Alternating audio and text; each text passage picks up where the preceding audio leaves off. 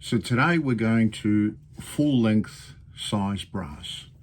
Now full length size brass indicates to somebody that you're resizing the whole case, the neck and the actual chamfer, the body of it.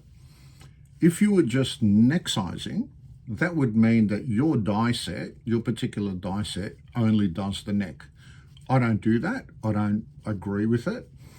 Each to their own. I believe that the whole brass case should be put back into its original form so it can fit in the chamber nicely as well. Now, you're going to need a few tools for this. I'm going to turn the camera around and show you what they are. Well, one of the first things you're going to need is a press. Now, I just run a single stage press, which means it's just one stage. There's no multiple turrets at the top. And in here, we're going to sit in our dies, and I'm going to show you how we set that all up in a minute. Okay, we've also got our brass, obviously, that we're going to resize. There's two cases here. One is the Hornady brass that I'm going to be resizing today, and my new Starline brass as well. Also, what you're going to need is a full die set. Now, for this stage, we're only going to need one of the dies, and that actually doesn't belong in there. I took that out to show you the second stage. The first thing we're going to use is the full length sizing die. Now, in this one, you'll notice it's pulled apart. Now, the reason for that is how it usually looks. And you can use this setup for yourself to do D-prime at the same time if you wanted to, but if you go back on my previous videos, I've explained why I do cap earlier than this stage. And this is the ball that when your brass goes in, I'll just pull out a piece of brass, that goes in there, that gets pressed up into this die over here, and what it'll do is it'll compress the neck, bump the shoulder back to where we need it to be, and make sure that the full body is the right size. That will end up flush with there. And then as it's coming out, what'll happen, this ball here, I'll pull it out to show you. This ball will already be inside. It'll get squashed, and then the ball will come out and give you the correct neck diameter for your projectile. And then I use a secondary die, which is a Mandrel die. So this thing here, I'll open it up. This main body doesn't do any sizing whatsoever, but by pushing this Mandrel into the neck case here, that's going to uniform the neck a lot nicer than that ball. And I just find it a lot more accurate, and there's a lot more equal tension on the projectile. You're also going to need some case lube. Now, all this is a wax. It also comes in sprays. There comes in rolling pads.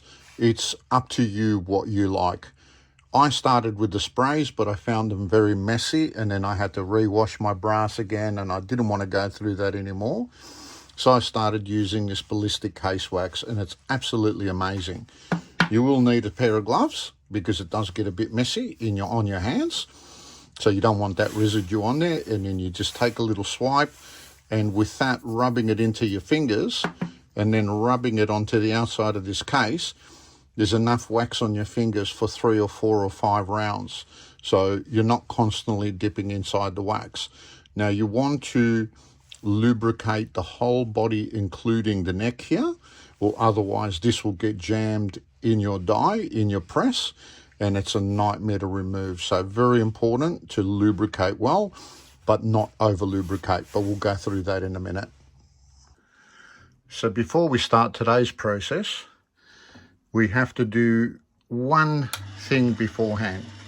And this is because we did a lot of overall length sizing where we trimmed them down with a trimmer.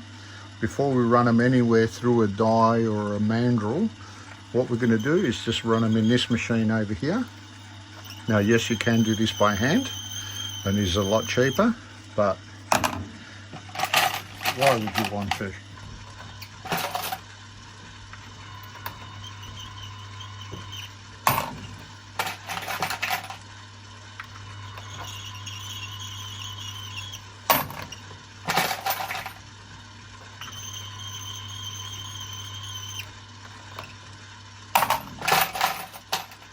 As you'll see in here, I've already got my shell holder, which comes part of your die set in here.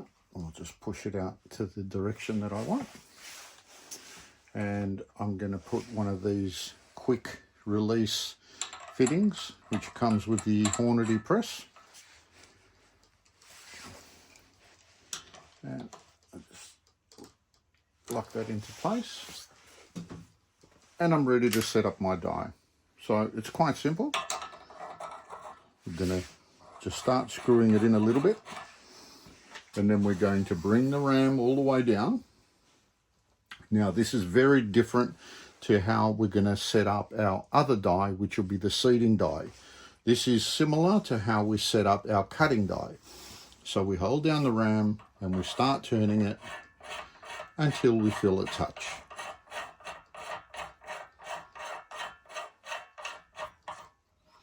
Now that's touched there. So what I'm going to do from here, I'm going to turn it back about a quarter of a turn. I'm not going to lock this in because it's going to take some experimenting to get it to bump back the shoulder at 2 thou. So that's locked in there for now. We can bring that down and we're going to grab some of our other tools. Gloves are on, case lube on the bench. One last check on the comparator, and we've got 0, so we're ready to start. So a little bit of case lube all around the case here, especially around the neck and just the edges of the neck there, and ready to press our first case. So that just goes in like butter because it's well lubed. If you hadn't put any lube on this, this would be jammed up in there now and you'd be trying to figure out ways how to get it out. So let's take a measurement and see where we're at. We had 0 before.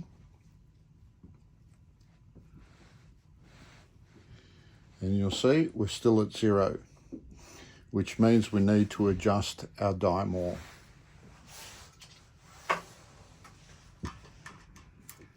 I'm going to do, just going to crack this open, take it back a bit more, lock this up, and we're going to press again.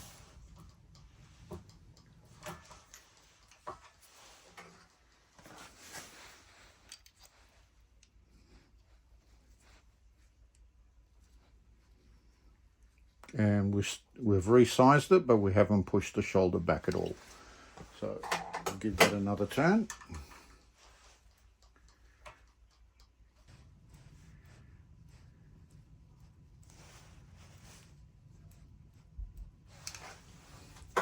Run it through the press.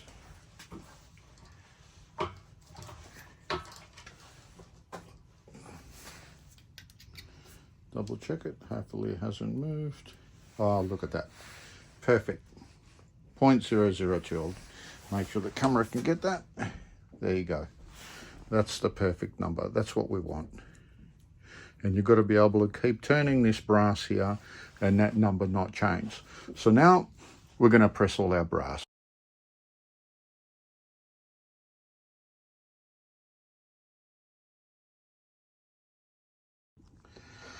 So as you saw, it was a little bit finicky at the beginning to get that 2 thou shoulder bump. By the time you set up the die, it takes a little bit to get it to there, but once it's done, you lock it up and that's it. And as you saw in fast forward after, and you get your mojo, you spit through them like there's nothing. Obviously I'd lubed all the cases before, and that way I could just go through them like they were nothing. Now, because I've removed the center ball from my full length die. I now have to run through a mandrel die to get a uniform neck on this brass over here. And that's pretty simple. All I've got to do is sit it in here in the mandrel, just push past the mandrel, which is just the length of this neck, so it's not a big distance at all. And once that's done, that's a much better uniform neck than what it would have been in that die over there.